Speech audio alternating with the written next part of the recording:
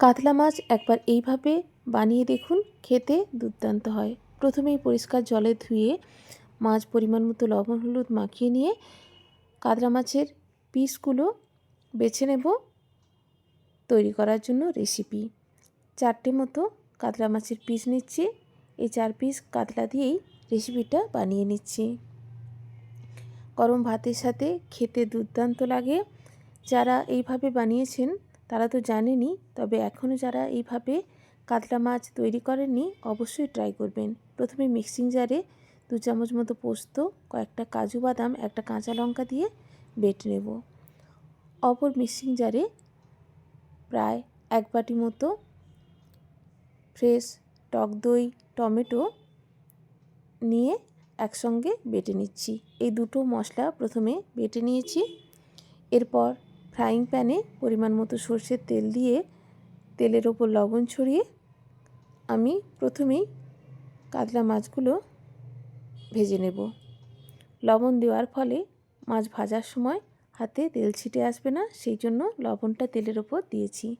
মাছ ভাজা হলে সেই তেলেই 1 চামচ মতো কালো জিরে, কুচানো পেঁয়াজ, পরিমাণ মতো লবণ দিয়ে ভেজে নেব।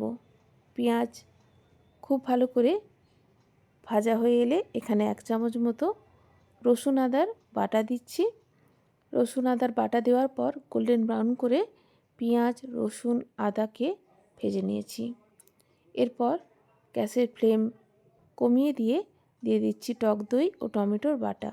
যেহেতু টক দই আছে, গ্যাসের ফ্লেম কমিয়েই টক দইটা দিয়েছি। পরিমাণ মতো হলুদ দিয়েছি।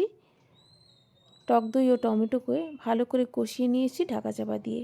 এরপর দিয়ে দিচ্ছি বেটে রাখা কাজু বাদাম ও পোস্তর বাটা।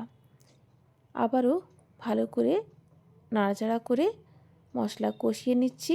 মশলা থেকে এইভাবে কষাতে কষাতে তেল ছেড়ে এলে বুঝতে হবে মশলা কষানো হয়ে গেছে। দিয়ে দিয়েছি 1/2 চামচ মতো গোলমরিচ গুঁড়ো। মশলা সুন্দরভাবে কষানো হয়ে গেছে, মশলা থেকে তেল ছাড়তে শুরু করেছে।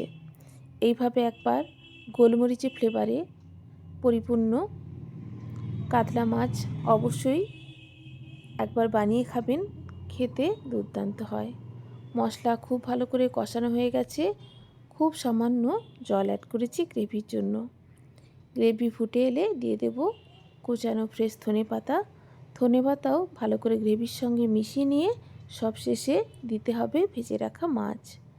মাছ দেওয়ার পর কয়েক সেকেন্ড রেখে দিয়ে মাছ গ্রেভির সাথে এপিট ওপিট খুব ভালো করে মিশিয়ে নিয়ে গরম ভাতের সাথে সার্ভ করব।